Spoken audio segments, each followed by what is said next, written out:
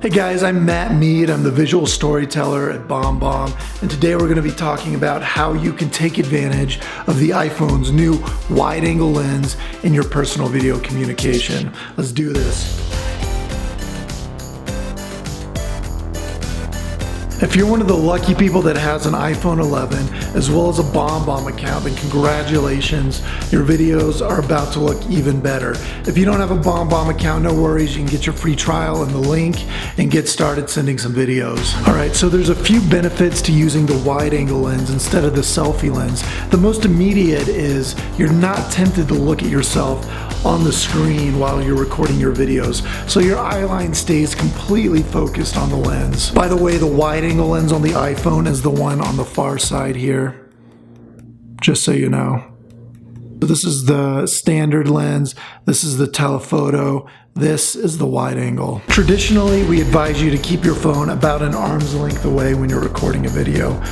With the wide angle lens, you can actually keep it a little bit closer, and the major benefit of that is that the microphone is much closer to your face, so you're picking up better audio quality. And for someone like me who has kind of a weird voice, that's huge. I'll take all the help I can get. And of course, the most obvious benefit of shooting with the wide angle is that you can capture more of your environment. So for walk and talk videos, that's great. You're capturing the whole scene. So let me show you how this works. All you gotta do is open your camera app, go to video, go to 0.5, and then you're all set to record your personal video.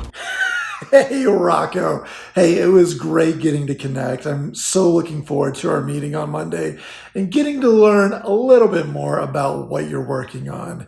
Anyways, thanks again. I'll see you Monday. It's great to end your video message with a little spin. I'm joking, you don't have to do that. Sometimes it's good to bring a little bit extra energy when you're recording your video, and that'll come across a little bit better when they play it back. Here's another tip. This is one of my personal preferences. I like to shoot at 24 frames a second because I just like how it looks. I think it's how video is supposed to look. And the iPhone actually does a pretty good job at keeping the shutter speed at 1/50th, so you get that nice motion blur. Let me show you how to do this.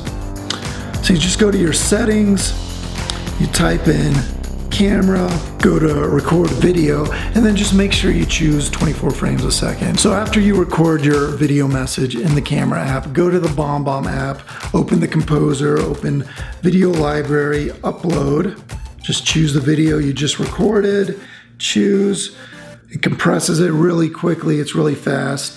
One of the reasons BombBomb is so fast at uploading is because it's actually encoding the video as it's being uploaded. So then all you gotta do, it's already processed, all you gotta do is select the video, click next, and you'll see it right in your email.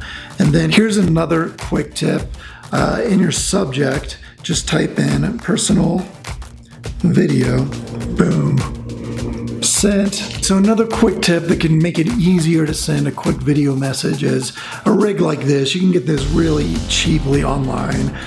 This is just like a mini Gorilla Pod. You can get a phone mount that holds your phone. Makes it really easy to hold and record a quick video message, but also it makes it easy to throw it up on, let's say, like a table here, and then record a quick video message. You can use both your hands